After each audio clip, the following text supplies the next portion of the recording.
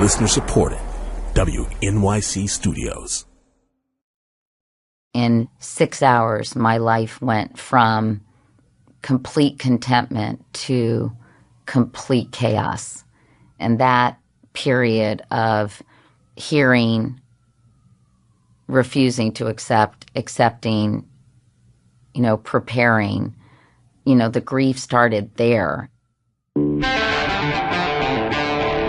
This is Death, Sex, and Money. Trying to sweep the poor little widow under the carpet? The show from WNYC about the things we think about a lot. Seems your ex-boyfriend doesn't have a sense of humor. I can see why you dumped him. And need to talk about more. Take your hat off, boy. That's a dollar bill. I'm Anna Sale. Katie Couric was 41 when her husband died of colon cancer. She was back in front of the Today Show cameras a month later. Tuesday morning, I'm Matt Lauer, and nothing makes me happier than to say, along with Katie Couric, we missed you. Welcome back. Thank you, Matt, for all your support. I just wanted to say a few things about my absence. Many of you know that I lost my husband, Jay Monahan, my loving and beloved husband, last month after a courageous battle with colon cancer. I just rewatched your first broadcast after his death when you returned to the Today Show. Have you watched that recently? No, but I remember it. I can tell you everything about it, and I remember what the sentiment was about so many people going through this similar experience, and it does put you in an alternate universe. For all of you who may be struggling with a life-threatening disease right now and wondering how the world can keep going business as usual, just know that my heart goes out to you. It's almost this underground society in a way. And I wanted to reach out to those people and say, I'm in the land of the living, but I know what it's like to be in the land of the almost dead, or the land of the dying. Katie's husband, Jay, died nearly 20 years ago now. She was a single mom to their 2 daughters for 16 years. She married her second husband, John Molnar, in 2014. It's funny because both of them are John Pauls. He's John Paul Molnar, and Jay was John Paul Monahan. I thought about if I ever got a tattoo, I would get a JPM on my ass. And I actually don't like needles or pain, so I probably will never do it anyway. But I thought if I did... Anyway, what were we talking about, Anna?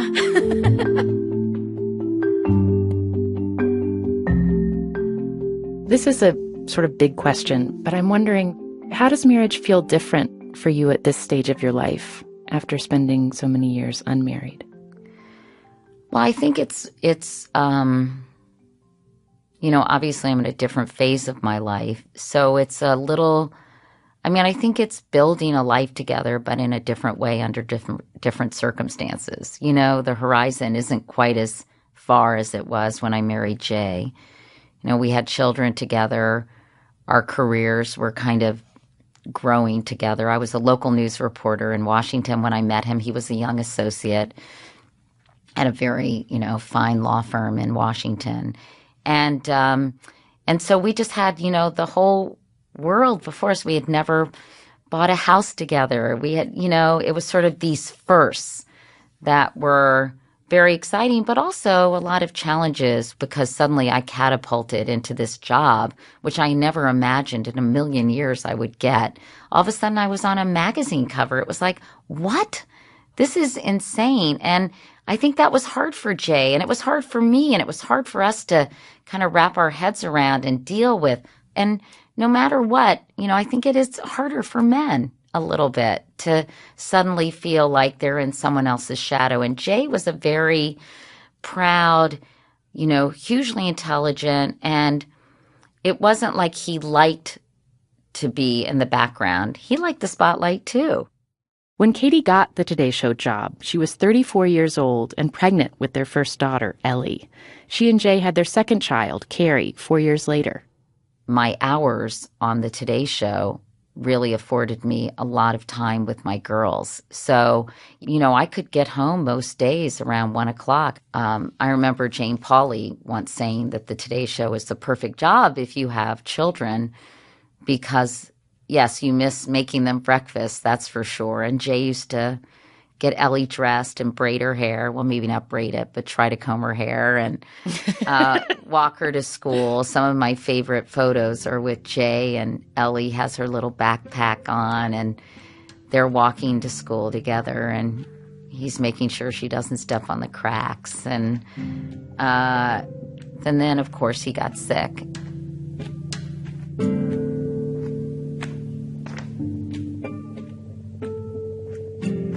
At first, it was the diagnosis that really came completely out of the blue. And I remember everything about that day. And then Jay was sick for 9 months.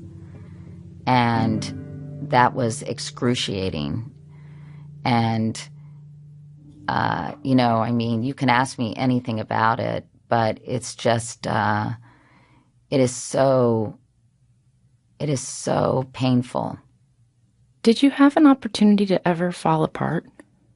Oh, yeah. I fell apart all the time, but I fell apart when I was in my office.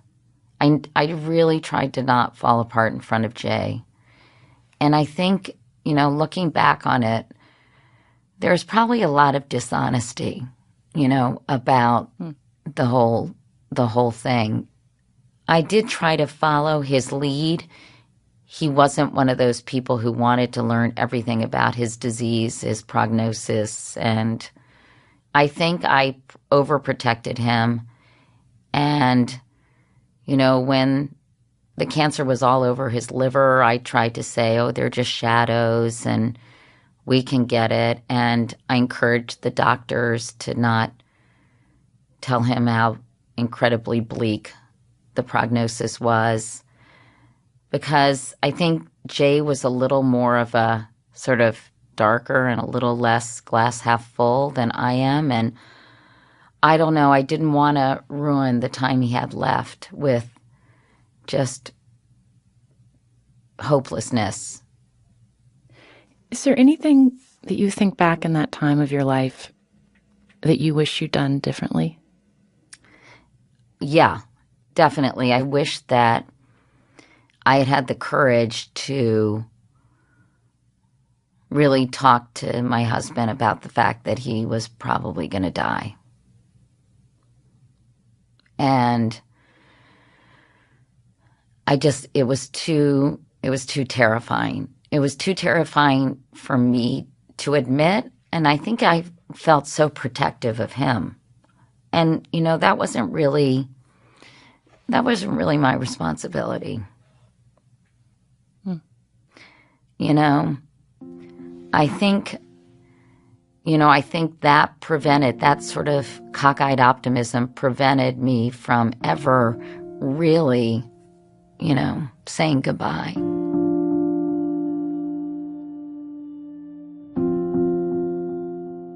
You were basically at the pinnacle of broadcast journalism when you became a single mom. Mm-hmm. But did having that responsibility of being the only one to provide, did that change the way you thought about what you needed to earn and what the role that work needed to play in your life? I, first of all, was really, really happy that I had that job, because I think it's very important for women to be financially independent, because you never know what's going to happen. And I have thought that if I had stopped when I was pregnant with Ellie and decided I was going to, be a stay-at-home mom, which I have a lot of respect for stay-at-home moms, but I don't think it's a great necessarily insurance policy for, unforeseen events. And, I had to adjust and in some ways embrace a new normal, because my daughters were 6 and 2. How did it work? What was your childcare situation?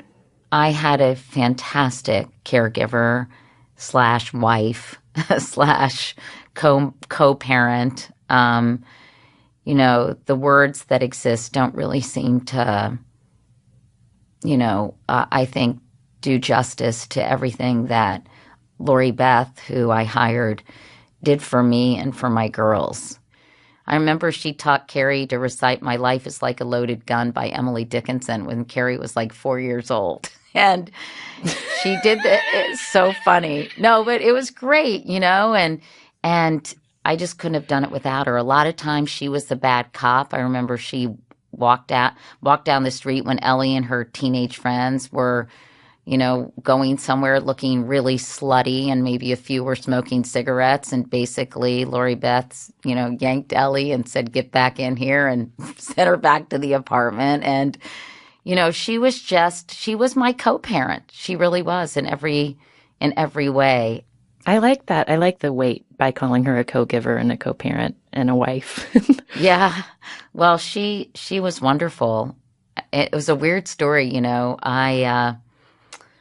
I hired her, and she later, about 6 months later, told me, this is like a weird story, and I don't know if people listening to this believe in stuff, but she said that before I hired her, that she woke up in the middle of the night one night, and she saw a figure at the foot of her bed. I know you guys are probably thinking this is so weird. No, go there. Tell the story. I want to hear it. She said one night she woke up in the middle of the night, like bolted up out of her bed, and there was this filmy figure at the foot of her bed. And the person said, "Please help Katie." Oh. This is crazy, right? So she got a call from her agency. She had another job. And I interviewed her. I think I met her at the playground. And then we went home. And I basically said, "Why don't you guys spend some time together?" Because I thought, well, let's see how they hit it off. And so she went into Ellie's room, and they were playing computer games. And she looked up at Ellie's bulletin board, and she said, not to Ellie, but to herself, "That's the person I saw." Was it a picture of Jay? It was a picture of Jay. And she told us this story, and we were like, do do do do do do do do do do. Coming up, I'm not very good at alone time and just sort of being. Katie talks about getting older and resisting the pull to slow down. Maybe deep down inside, I'm afraid of being still, and I'm afraid of just being alone and just having that time, because I don't know what I'm afraid of, but that may be one of the reasons I stay so busy.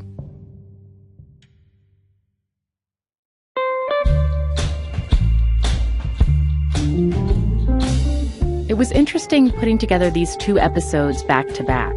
Last week's with Rachel Ward about being a widow in your 30s, and then this week with Katie Couric. Rachel's husband died suddenly. Katie's husband faded over several months. Rachel's been sorting out her grief for 4 years, Katie for 19. And we heard from a lot more of you who are mourning after we put out Rachel's episode. Hi, Anna. I'm writing because I just listened to the latest podcast. I lost my wife in May from cancer, and I could relate a lot to what Rachel had to say. This voice memo came from Doug from outside Providence, Rhode Island. I understood her thoughts on dating. It's weird. Everything is weird, really. Going to a store and back to school shopping for my kids, seeing a movie, walking on the beach, it's all weird. I can't explain it any other way than it's a feeling like the one when you're leaving your house and you feel like you're forgetting something, but you just don't know what. We've been getting responses about starting over after death, alongside advice questions from people in their 20s who are just beginning their adult lives. And a lot of the sentiments are the same. You feel awkward and don't know what you're doing. Some of this gets easier as you live through it, but it also helps to ask for advice from someone who's been there. People in your 20s, keep sending in your life advice questions. We've been getting a lot of emails, but send in more voice memos. Record yourself with your voice memo app on your smartphone and send it to us at deathsexmoney@wnyc.org. We're collecting these questions for our live show at the Work It Women's Podcasting Festival in LA on October 4th. Ticket information is on the Death, Sex, and Money Facebook page. Two Dope Queens and Another Round will also be doing live shows. And on our next episode, I check in with Another Round co-host Tracy Clayton, who told us about her long list of New Year's resolutions back in January. You know, at the top of the year, you've got hope and energy, you know, like it's the slate's being wiped clean and now you can do anything. New year, new you. I'm in a much different place today than I was at the top of the year.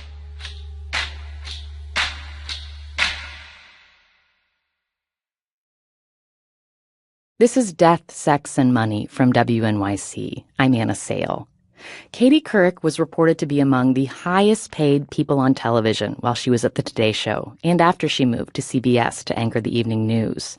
But she still considers herself thrifty. You know, I could loosen the wallet a little bit, Anna, and spend more. But I also had that bag lady thing. And by the way, P.S., I hate ostentatious people. I hate people who have to kind of present themselves and remind you how wealthy they are. I find that so repulsive. What do you enjoy spending money on?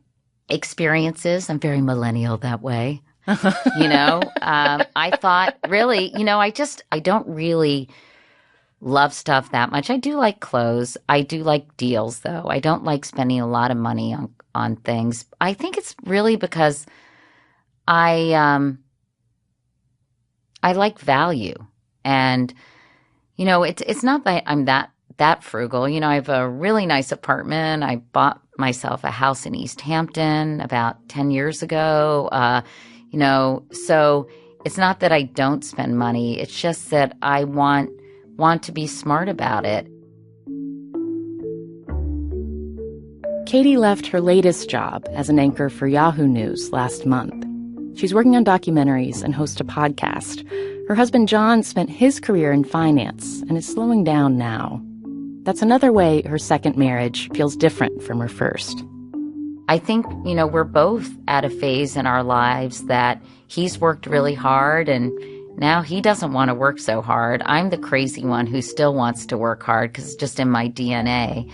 But, you know, we think about things that we want to do together. And, you know, we have tussles and arguments sometimes, and I'm very bad. I always, you know, clam up and I'm very passive aggressive. And You are? I just don't talk. I'm not as much, I'm just sort of passive or aggressive probably. And I kind of clam up and I give the silent treatment, which is so bad and immature. And, you know, and some, you know, so we kind of work things out in a more mature way. We have obviously our kids we care deeply about, but we don't have the day-to-day kind of structure of taking care of kids, which actually I miss because that does give your life a certain rhythm when you're taking care of kids. Was it intentional to wait to remarry until they were out of the house or nearly out of the house? No, I mean, it wasn't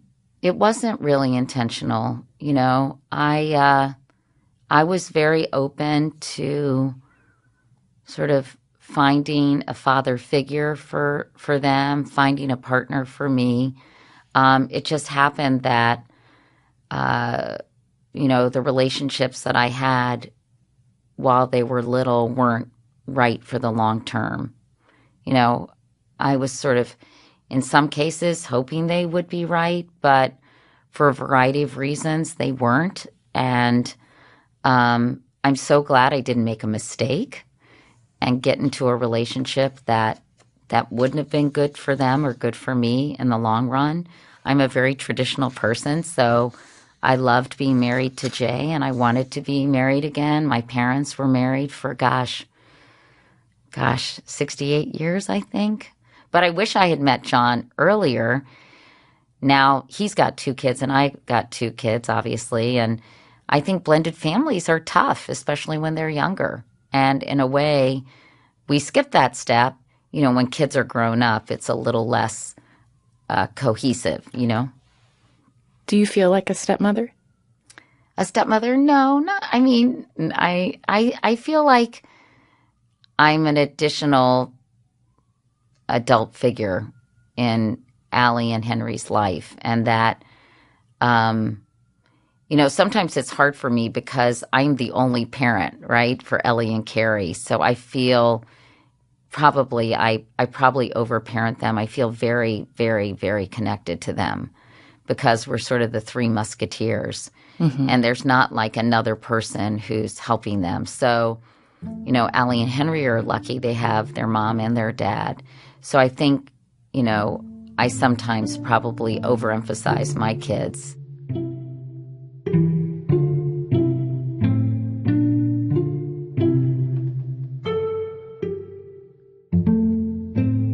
I noticed that you had a milestone birthday this year and turned 60. I did.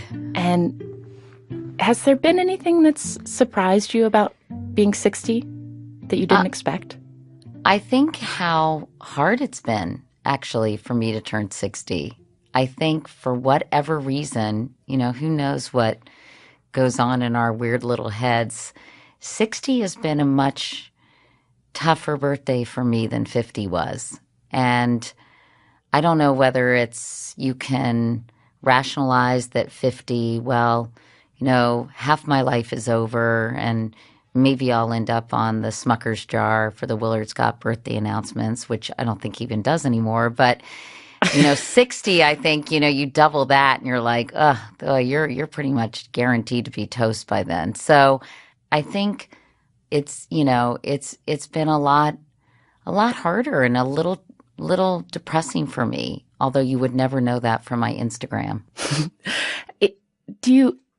Is it a sense of running out of time, or is it a sense of being afraid of becoming irrelevant that comes with age? I think it's running out of time. I think it's not so much the irrelevant part, because I think now there's so many ways to be relevant, whatever that means even. But I think it's sort of, I lost both my parents. I lost my mom 2 years ago. My dad, I lost in 2011. And I think it's the whole idea of not having parents, of being the oldest generation in your universe, and just feeling like the march of time is continuing, and there's just not a whole hell of a lot you can do about that. And it's scary, honestly. Yeah. You mentioned that this is not something that's evident in your Instagram feed. And, and I did notice, looking at your Instagram, you appear to have the most fabulous life. You are either with your very good-looking husband, your grown daughters, or with celebrities, or you're on a beach. Yeah. Yeah. Well, isn't this true? You know, once in a while, my husband and I were talking about this. You know, wouldn't it be great if Instagram was more unvarnished?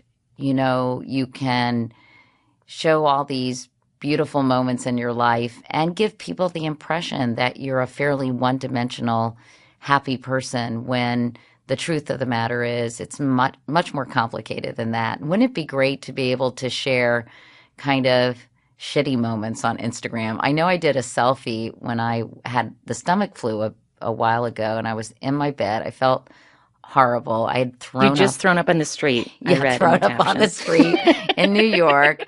I mean, I had no makeup on. It was not a pretty picture. And the story was so funny because I'd been in an event and I left early because I really wasn't feeling well. And I ran to the car and I realized I just wasn't going to make it, threw up all in the curb of the street.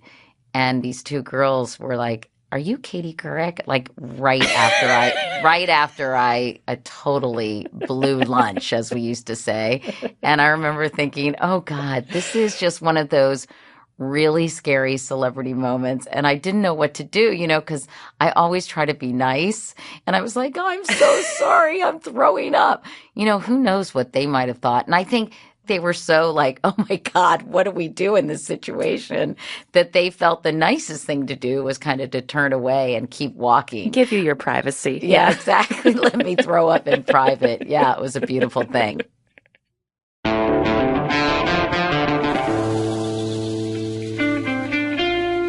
That's Katie Couric. Her podcast is called Katie Couric. She's also the co-founder of Stand Up to Cancer, which she co-founded after her husband and older sister both died of cancer. It's raised more than $480 million for cancer research.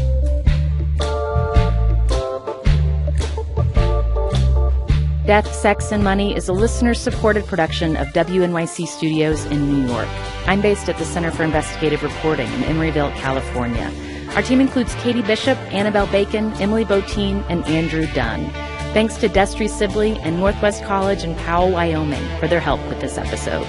The Reverend John DeLure and Steve Lewis wrote our theme music. I'm on Twitter at Anna Sale. The show is at Death, Sex, Money. And don't forget, people in your 20s, we want your life advice questions. Send your emails and voice memos to us at deathsexmoney@wnyc.org.